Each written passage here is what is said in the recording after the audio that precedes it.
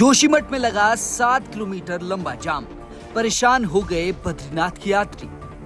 इन दिनों तापमान लगातार बढ़ रहा है, पारा रिकॉर्ड तोड़ रहा है और इसी भीषण गर्मी से बचने के लिए लाखों लोग पहाड़ों का रुख कर रहे हैं। ऊपर से 4 धाम यात्रा का पीक सीजन, उत्तराखंड के पहाड़ों पर पैर रखने की इस वक्त जगह नहीं है। शुक्रवार को जोशीमठ से जो तस्वीरें सामने आई हैं वो डराने वाली हैं। पहाड़ों पर 1-2 नहीं बल्कि पूरे 7 किलोमीटर लंबा भयंकर जाम लग गया है। श्रद्धालु और सैलानी गाड़ियों में कैद हैं और सफर एक अंतहीन इंतजार बन चुका है। इन तस्वीरों को ध्यान से देखिए। ये जोशीमठ का मारवाड़ी से लेकर टीसीपी तक का वो इलाका है जहां तक नजर जाएगी सिर्फ गाड़ियों की छतें और जलती हुई हेडलाइट्स ही दिखेंगी। गाड़ियों की यह कतार देखते ही देखते 6 से 7 किलोमीटर लंबी हो चुकी है।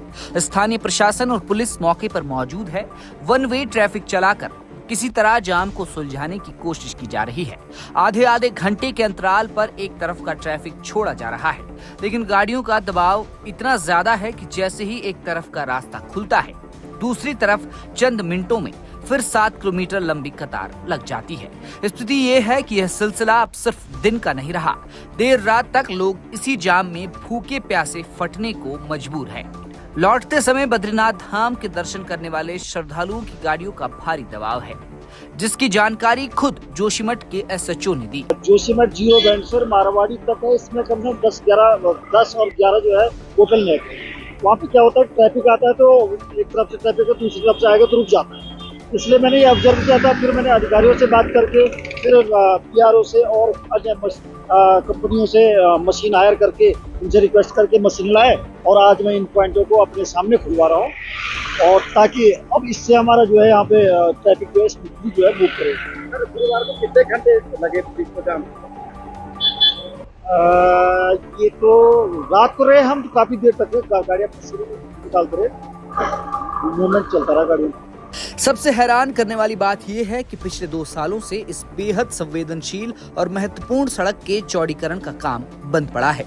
सिस्टम की इसी सुस्ती का खामियाजा आज देश के कोने कोने से आए श्रद्धालु भुगत रहे हैं। ये तो सिर्फ शुरुआत है।